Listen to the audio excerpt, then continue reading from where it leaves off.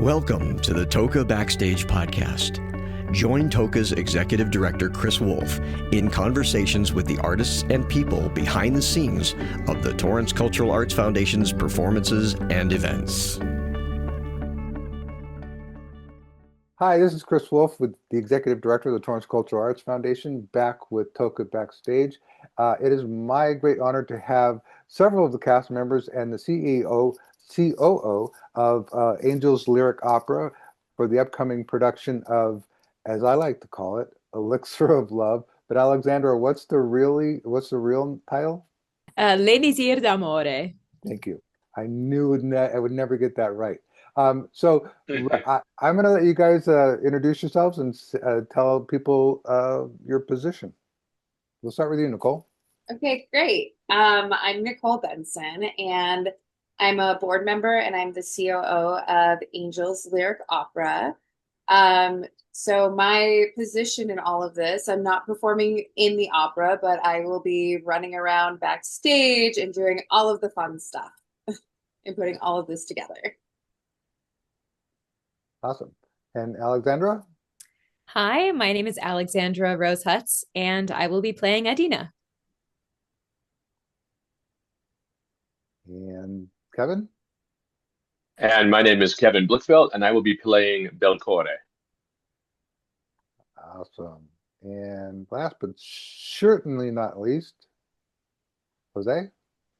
Hello, my name is Jose Luis Maldonado, or some of you know me as Baritone Joe, and I will be performing the role of Dr. Dulcamara, the quacky doctor that sells fake love potions, but in this case, the love came to true fruition. So I'm really curious. Well, opera is such a unique thing, at least in the performing arts world, because it's I don't know, there's sort of a growing underground audience for it. People do sincerely love opera.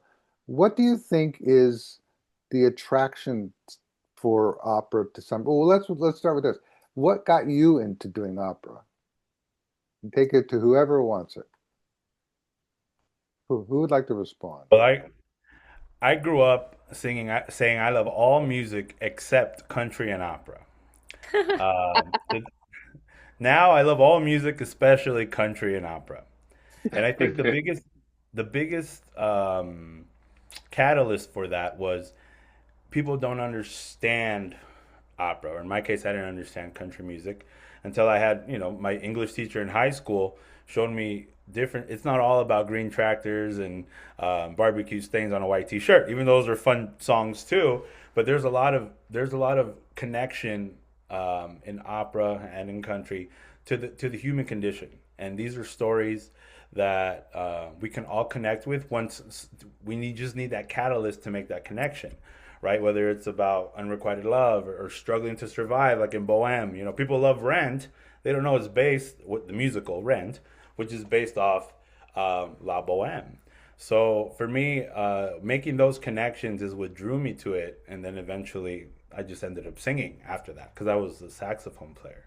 So I think that's the main catalyst that drew me to opera, was these are the stories of people, and when we now with the technology, with the super titles we have, we can read an English translation. We can read one sentence and hear about it for 30 seconds. So we never get lost in the drama, and we get to enjoy everything on stage. And that's what people that aren't familiar with opera don't know.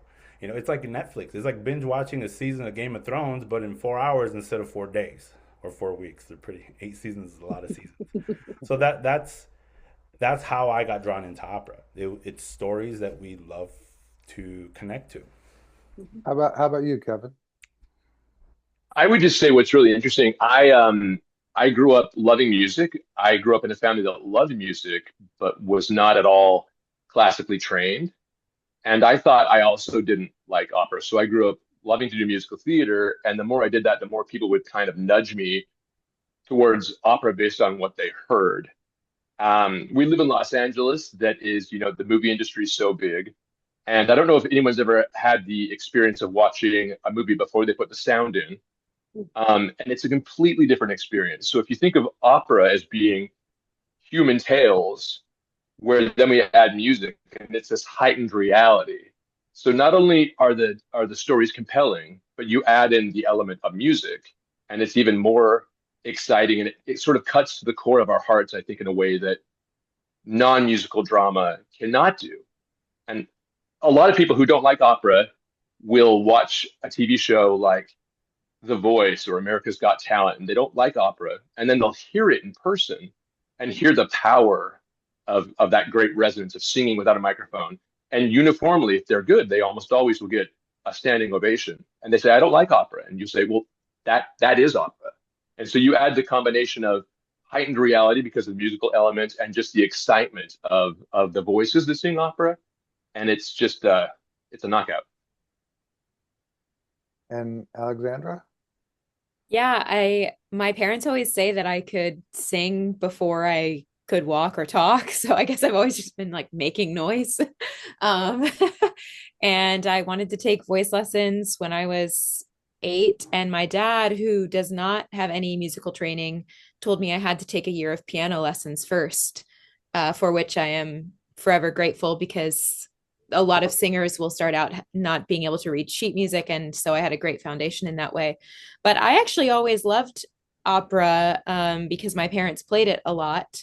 Um, like the really popular ones, Bohème and the like. And I don't know, just kind of had a natural progression from there. But I also did have quite a passion for music theater. And so I got a music theater minor in undergrad and everything. But to me, what makes opera so special, is that it is no two people will play the same character the same way. I mean, I think any kind of live theater has that draw to it. So another soprano could sing Adina and do it in a completely different way from me, even if we had the exact same costume, the same set, the same coaches, the same fellow cast members. It's very individual, and I think that that's what people enjoy when they watch it, because even if they recognize some of the music, they will get something new from each person and be able to connect with each person on stage. Do Yeah. you think though that with opera, language plays a part in creating a barrier, or because I know some people will say, well,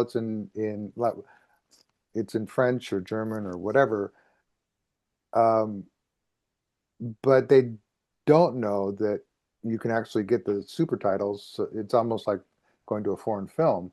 Um, but do you think that that's a barrier to people saying, well, I will try opera?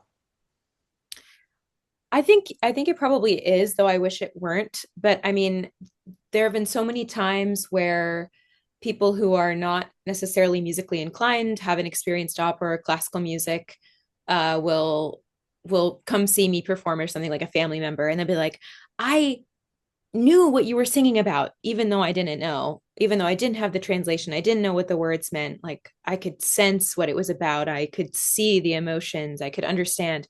And I'm sure those experiences would have been heightened for them even more had they had super titles.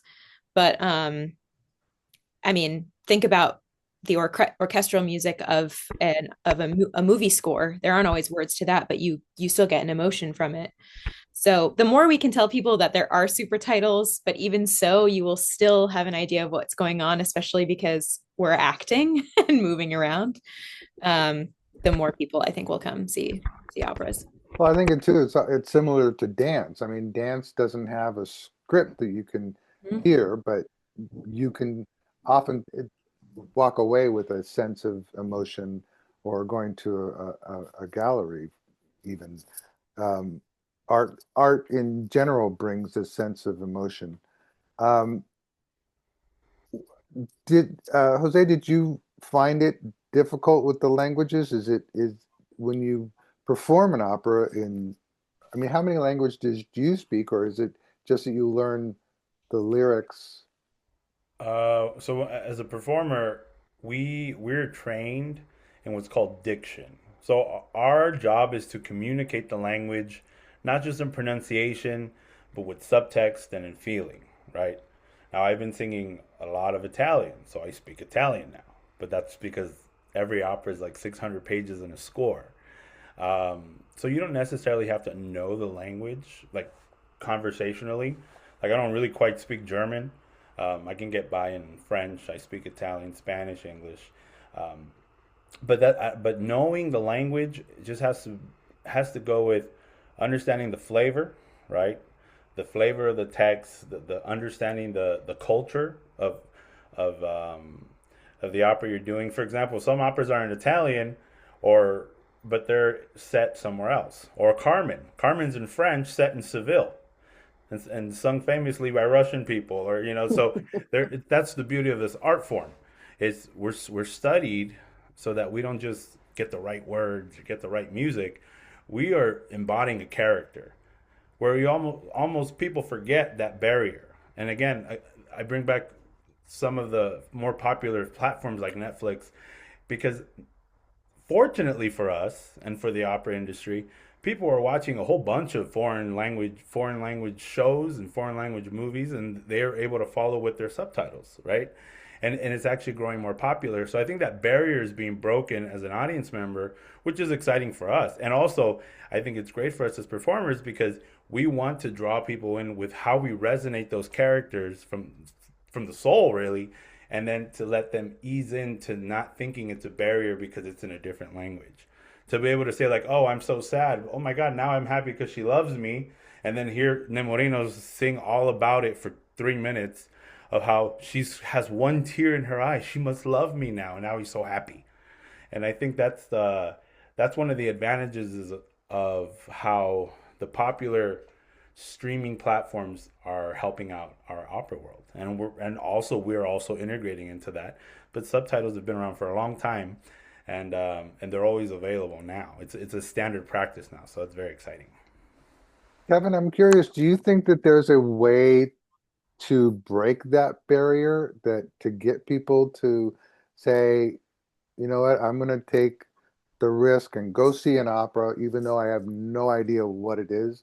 How would you see making that entry into opera more accessible? Well, I think you bring up an important point. You brought up a great point earlier when you were talking about dance and the way you would interpret a visual piece. I think sometimes we make the mistake of not giving people enough credit for that universality of art and these visceral feelings that we are able to feel when we see people on stage acting and singing. And then there's these musical cues we can kind of hear, in our Western way, what a song about love is, or a song about pain is, or so I would just try and put it in those terms, that it's just like it's a piece of theater, but there's music, and also just the grandeur of it. We get an orchestra. It's the most expensive, as you will well know, medium to perform on stage. And so when we combine the grandeur of all those things, it's not only can it be grand and exciting, but it can hit you in the heart in a visceral way that speaking alone can't. And so maybe expressing those sentiments, I think, could hopefully bring in a bigger audience. Well, it's interesting because it's like from a presenter's perspective, if it's like if you want to sell tickets, right? You present the next tribute band, and tickets fly off the shelf, because I think it's something that it's like comfort food, right? But Sure. it's when you say, okay, here's an opera, it's like, sure, there's Gilbert and Sullivan, which is sort of an easy entry, but when you're talking about Elixir of Love, which I can't pronounce the title, it's even in our season brochure. It's like, there's got to be like I don't know, nowadays it's almost like there has to be a hook to get people to come in. Nicole, as from the Angels lyric opera perspective, you're taking on a big risk producing opera in this world. What drew you to opera? Oh gosh. For me personally, I grew up loving music. For me, it started with the Beach Boys on a record player and twisting a baton and singing fun, fun, fun as I was dancing around. And then I started listening to Beethoven and all of this orchestral music that I fell in love with. And I didn't really get exposed to opera. I grew up in the Midwest, very small town.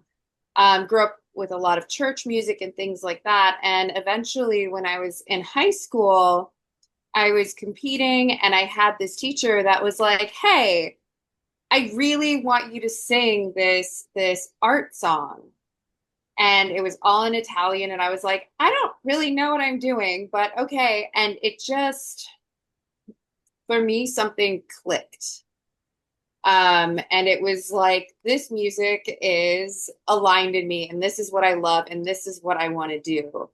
Um, and so there's a lot of passion behind Angels Lyric Opera and behind what we do. And our biggest our biggest sort of goal with all of this is to really bring opera to the community and make it accessible. Um, so I mean, even if you look at like the pricing on our tickets and things like that, it's not like we're going to LA Opera or anything like that, where you're like, well, I don't know if I want to spend $200 to take my 8-year-old to an opera, right? And so we want it to be accessible, we want it to be affordable, we want it to be fun, and not pretentious, and we want it to be warm and welcoming and inviting. Well, you bring up the magic word of pretentious. I think that opera has unfortunately been labeled Yeah. as a lot of Speaking of, perform. sorry.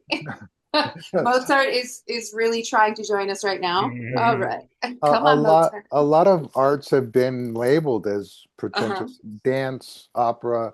Mhm. It- What this I think I know no one has the magic. Oh, you were going to say, Jose? I think the main thing is how do we connect the people to the stories we're telling? For example, I Yes. just sang in Indianapolis Opera, and I did the show Rigoletto. Mhm. And if I was like, oh, the Duke and the Jester, then people are going to think antiquated. But when I say something like, well, we're looking at a show about a father who's paranoid and going through this Mhm. this um this curse, and it's so related to Tony Soprano and The Sopranos, and he's trying to protect his daughter because he's in the mafia, just like Rigoletto's in the court where they do a lot of bad things. Uh-huh. And there's all these parallels, and all of a sudden they're like, what? Tony Soprano, Rigoletto. So that's kind of what draws people in. I mean, for example, just my character, if I think of it, he's an outrageous fake salesman that turns a boring village into this comic crazy love fest. Mhm. So it's the first thing about Elixir of Love to understand is a comedy. It's a huge comedy, Mhm. and there's chaos that comes in from what was a boring thing to all of a sudden there's all this stuff going on, and that's one of the themes. So we can also derive from the themes of different plots of the opera to make hooks, because that's what we need to hook people into what the story is.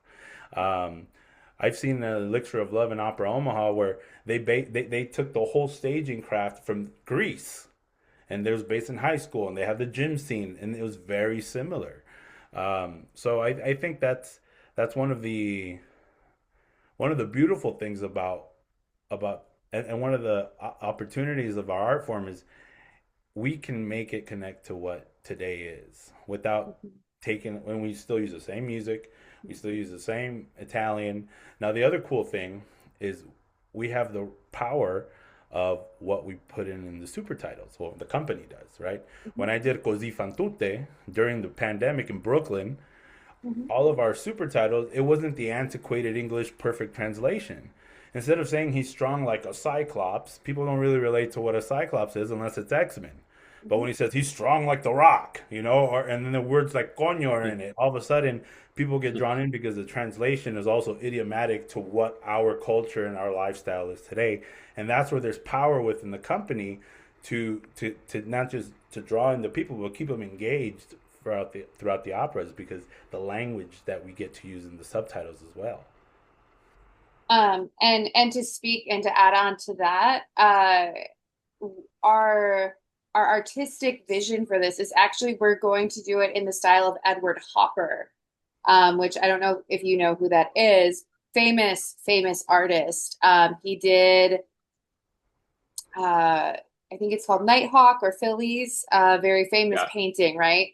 And so all of our costumes and all of that, they're not this sort of like, they're not going to be traditional and sort of like older, like you might expect to see in an opera. It's going to be, for an opera, relatively modern, right? So we have this sort of classic, clean Americana kind of look going on that is visually engaging as well. That sounds amazing. Um, so, Kevin, I'm curious, from your perspective, when somebody comes to an opera, as a performer, what do you hope they walk away with? What do you hope, I mean, what do you want the audience to walk away feeling? I want them to feel deep within their inner emotional wells a connection with the characters, with the story. Just kind of piggybacking on what some of my colleagues said about some people thinking that opera is pretentious or anything like that. Is opera is many times just about like four core things, I would say: joy, laughter, so a comedy, sex, betrayal, murder. I mean, give me any opera and I can probably categorize it into one of those or several of those things. And so if they can come away from with an understanding that it's, as I mentioned earlier, this heightened reality because of the music, because of the visceral nature of singing at larger volumes, and then connecting to the human stories, I hope they would find it much more approachable because of those things, and think, oh, it's not this stuffy thing that I didn't understand. It's essentially just human stories that we watch on Netflix, on TV, in the movie theater, but heightened. Well, I was going to say the things that you just mentioned, was it sex, betrayal? I mean, you basically just said last night's Dateline synopsis. So it's like, Yeah, absolutely. Tell me if I'm um, wrong, friends. Yeah. No. That's even more. Yeah. well, Alexandra, what do you want people to walk away with?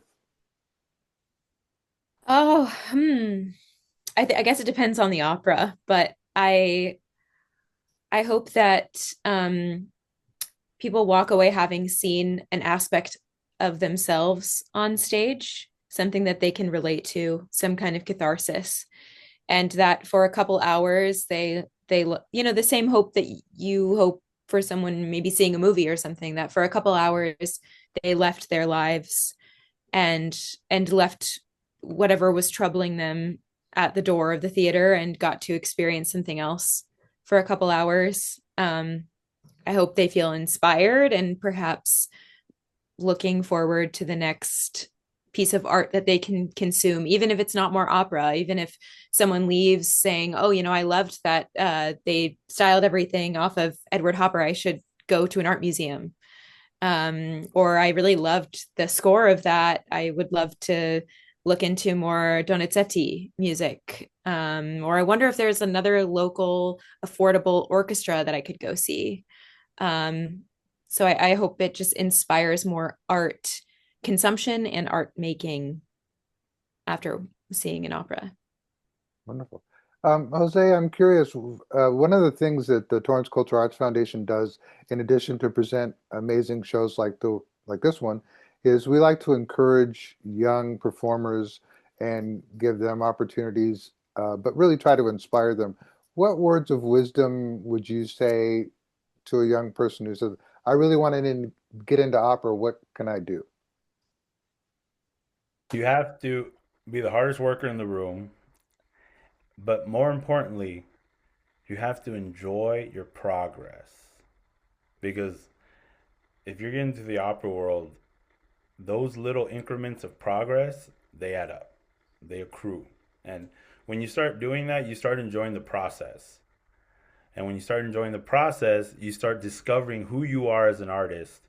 And the more authentic you can be as an artist, the more you will resonate your soul with the audience more than just present a voice. And I think that's what keeps you grounded. That's what gives you purpose, and that's what drives you forward. Because it's not just I love what I do. You have to give yourself the grace and the love for the work you put in, because this is not easy, but it's well worth it. And how about you, Kevin? What words of advice would you give to a young performer? I would say the same thing, and I think what Jose said was really wise. I mean, it's an interesting art form in that we live in a culture where I also, in addition to singing, I teach, and I ask young students that have no familiarity with classical music, with opera, what age do you think physiologically you're in your vocal prime? Like when, just based on science, are you at your prime? And almost everyone's like, 17, 18, that's what the culture presents us in a lot of ways. And we all know who've taken a few physiology classes that it happens later, depending on the voice type. But the exciting thing is, and just we going from my own experience, when I was much younger and I just started studying opera, I would hear these recordings of people in their 30s, 40s, 50s, and I wanted to sound just like them. But it is just sort of, as Jose said, step upon step. And it's kind of like if you measure a kid as they're growing and they don't think they've grown at all, and suddenly they get measured against the back of the wall again. And they've gone from 4.2 to 5.3, but they didn't notice because it's so incremental. So I love what Jose said, just taking the win of focusing on the process and relying on maybe some trusted loved ones that say, hey, you've really improved with this and that, because it is slow and steady until your body kind of catches up. If we're speaking specifically to younger folks, as we often are. So enjoy the process. It's a really hard thing for us to do writ large as human beings. We just always want to be there. When I get to this place, I'm going to have this thing. When I get to this place, I'm going to have this thing. But just enjoying it, because before you know it, you'll get there with hard work and grit. Amazing. Alexandra? Take piano lessons. I wish I had that. I know. This hand doesn't work, only this one. Yeah, it's usually helpful. And also it's a marathon, not a sprint, and there's not really a finish line. So, I mean, celebrate your progress along the way, but take your time, and it's not a competition, even though the classical voice world is riddled with competitions. You're really just competing against yourself and just wanting to continue to progress. But the biggest thing I would say to any young singer is make sure you can read sheet music and play piano, and both clefs, not just one. There you go. Nicole, is there anything about Angels Lyric Opera that you would like the people to know that I haven't asked you? Oh my gosh. I think Angels Lyric Opera as a nonprofit organization, we're all about community, and we're all about making an art form that often can be labeled as pretentious, as we discussed earlier, making it accessible and kind of taking away that stigma that it can carry. And really, Angels Lyric Opera, we really want to give back. So we actually recently released a children's book of the Magic Flute. And so for everyone that we sell, we actually donate one to a child in need, whether they're at Children's Hospital or whatever is happening in their life. We want to be able to share these stories that often are magical, and we love it. We love making it kid-friendly, family-friendly, community-friendly, and it's here for anyone and everyone. The playground. Exactly. Well, that was amazing. So again, it's Angels Lyric Opera. The title is, as I like to call it, Elixir of Love, or as it's really called, Alexander? L'Elixir d'Amore. Perfect. That's Saturday and Sunday, February 28th and 29th at the Armstrong Theatre. Everyone, thank you so much for joining me. I certainly do appreciate it. Thank you. Thank you.